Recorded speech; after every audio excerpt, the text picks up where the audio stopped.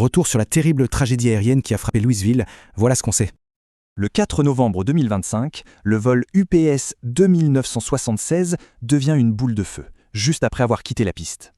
Entre les vidéos des témoins et les déclarations officielles, on a tout de suite compris l'ampleur du désastre. Cet MD-11 plein de kérosène était clairement en difficulté et peinait à prendre de l'altitude. Et là, on ne parle pas juste d'un accident d'avion, c'est une véritable catastrophe humaine au sol. Le bilan initial est lourd. Au moins 3 personnes sont tuées au sol dès les premiers instants. Et à ça s'ajoutent au moins 11 blessés, dont beaucoup dans un état jugé très sérieux. Alors, il faut bien distinguer les victimes, celles au sol, et les 3 membres d'équipage à bord.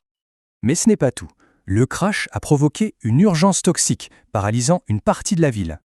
Et ce panache de fumée, ce n'était pas que du kérosène, il était rempli de produits chimiques. En fait, le kérosène a mis le feu à une usine de recyclage, un véritable cocktail toxique.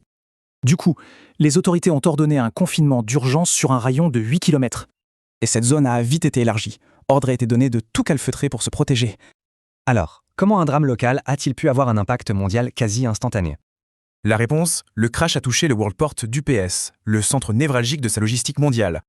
Les chiffres parlent d'eux-mêmes. L'échelle de ce qui a été stoppé net est juste énorme.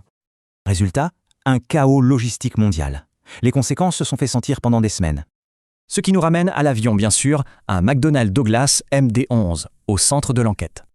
L'appareil était un vétéran, c'est vrai, mais ce modèle a une histoire assez compliquée. En regardant l'historique, on voit que le MD-11 a connu plusieurs accidents graves, dont un autre incendie en vol. Et les vidéos sont formelles. L'avion était déjà en feu bien avant de toucher le sol.